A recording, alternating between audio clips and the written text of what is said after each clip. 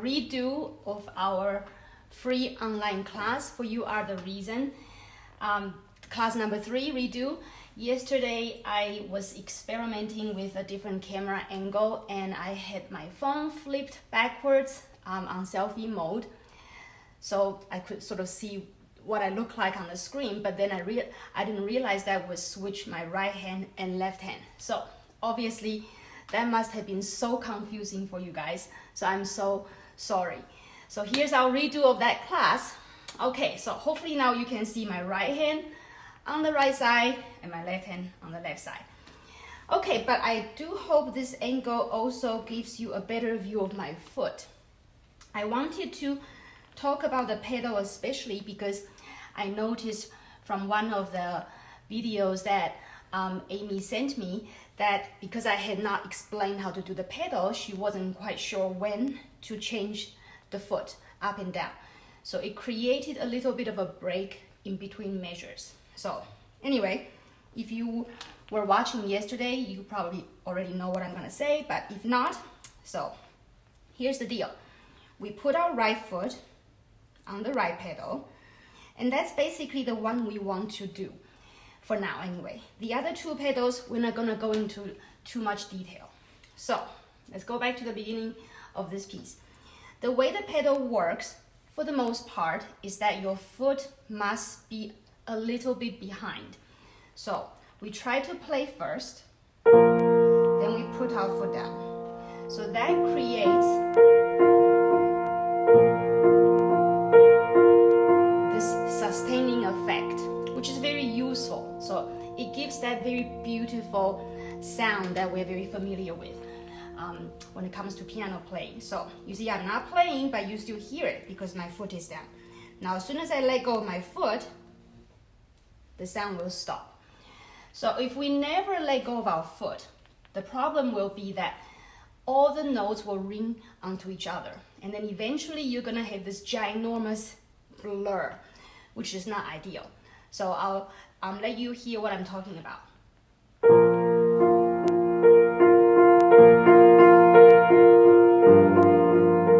So still okay, but it's gonna be too much. See? So if I don't ever change my foot, that's what's gonna happen, is that you're gonna hear this color on top of that color. And then at first it might still be okay, you know, like if you mix yellow and blue, it might still give you a nice color. But if you do not change, eventually all the colors will become all mixed up and you can no longer hear what chord you're playing. So what we do is, of course there are always exceptions, so I'm just talking in general terms. What we do is we follow the music. So every time the music goes into a new measure, we change our foot.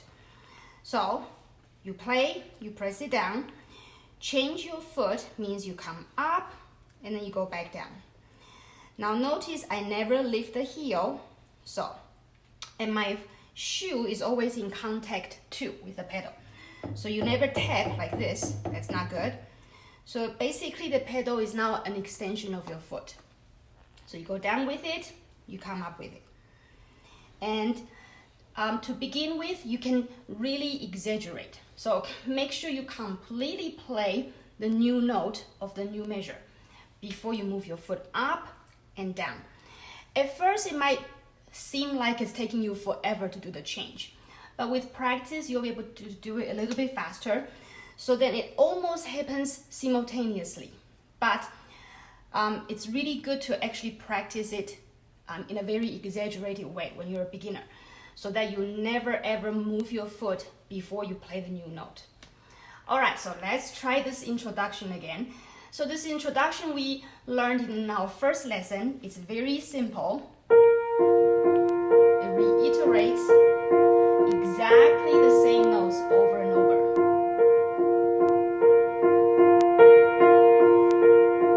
Simple, right? And then goes to A. So that's where I change my foot back to B flat. Now once I start to add the left hand, I'm gonna have to change my foot more often because there's gonna be more changes. So left hand. Now I want to make it as simple as possible for the beginners. So play this low B flat, play G, play E flat at the bottom, play F, back to B flat. And really, if you know these notes, you can almost play the entire song. So I'm gonna do now the simplified version with only one note in the left hand. Change your foot here. Now, you can change again here if you want, but you don't really have to. Change here, change here, and change here. So I was saying you don't really have to. That's because even though there was a new measure sometimes, if the notes were not different, then you don't have to change. That's just like you're adding red onto red. It's not gonna be messy, so no need.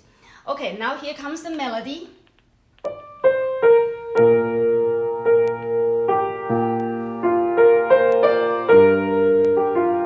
Notice I'm just playing one note.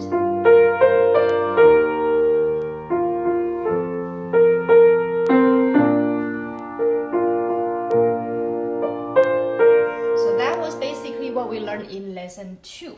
So today being the redo of lesson 3, we are basically going to learn the next 2 lines. The good news is they are very similar to the previous 2 lines. So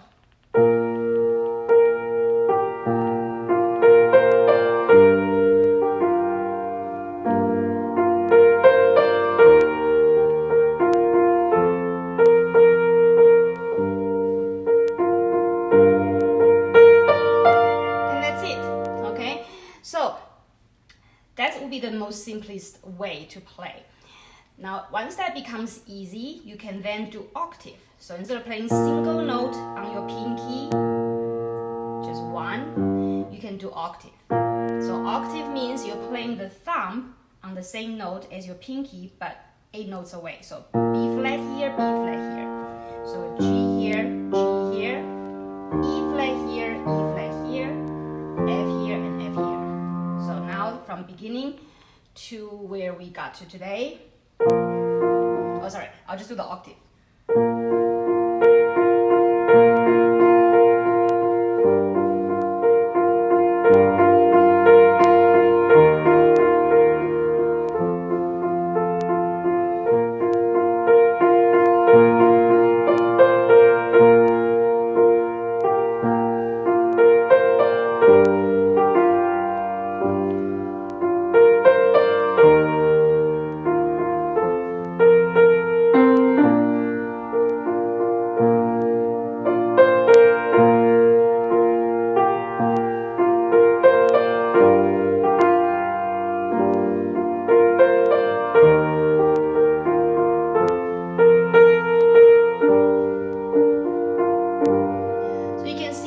Actually still sounds very nice. Okay, so once you can do that, you can be even more adventurous. So every now and then, instead of playing just the plain octave, you can add another note in between. So now I have 3 notes. So now it's getting more fancier. So, and then you can certainly do the same with the G minor chord. So add D, E flat, so you add B flat, and then F, you add C in between, and back to B flat. Okay, so we are out of time today. I only wanted this to be 10-minute sessions each week because we're all very busy, and also I think that way it doesn't seem like the lesson is so long.